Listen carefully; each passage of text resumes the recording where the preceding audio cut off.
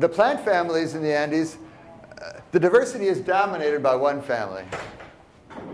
This is a table of the number of species in each family in Ecuador. And the Orchidaceae, at the time that this was published in the 80s, had about 3,000 species of plants just in Ecuador. And the next largest family, the Asteraceae, only had 800. So orchids dominate the flora of Ecuador as a whole. And especially interesting is this column, the number of species that are endemic to the country and not found in other countries. Orchids again dominate.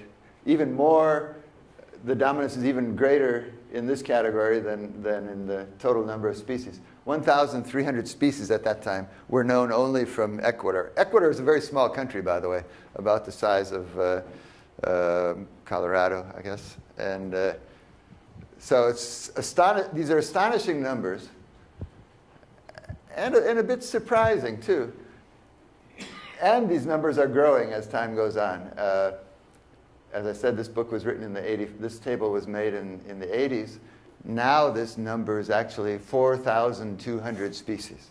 In the course of just 20 years, we've discovered more than 1,000 new species of orchids in Ecuador, just in Ecuador. So it's an astounding place. There's very few places in the world where you can have that rate of discovery.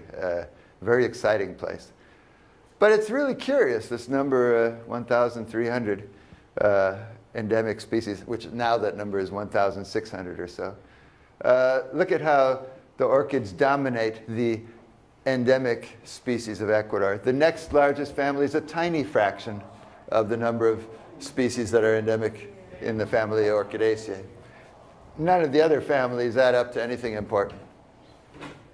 I don't mean to insult anybody else's favorite family, but in terms of conservation then, and in terms of what's going on in evolution, evolutionary terms, the orchids are really fascinating and dominate the scene and demand to be studied. And it's counterintuitive that the orchids would have such a high degree of endemism. We usually think of endemism as associated with geographic isolation. These are the Galapagos Islands, and this is a classic evolutionary scenario where endemic species evolve on the different islands because they're isolated from each other geographically. And so plants that are poor dispersers, you would expect lots of endemism. Orchids are the best dispersers of all flowering plants. Their seeds, for those of you who don't know, are tiny, microscopic, almost microscopic seeds. There can be up to 2 million seeds in a capsule. And all they are is naked embryos with no food for the baby plant, for the embryo. It needs to fall on a fungus and be invaded by a fungus and trick the fungus into providing it with nutrients in order to make its first leaf and its first roots. And because of that economy of not needing to provide the seeds with food, the orchids can make millions of seeds, very light seeds, which disperse freely in the wind for long distances. Thinking about the Galapagos, there's a distance of 800 kilometers between the Galapagos and the mainland. But of the 15 species of orchids on the Galapagos, 12 of them are the same species as the ones on the mainland. So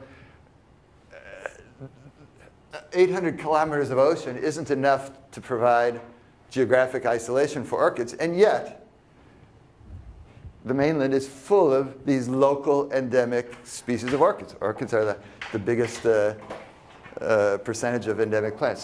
So there's something of a tension here, something of a mystery about our understanding of how endemism arises, how speciation happens.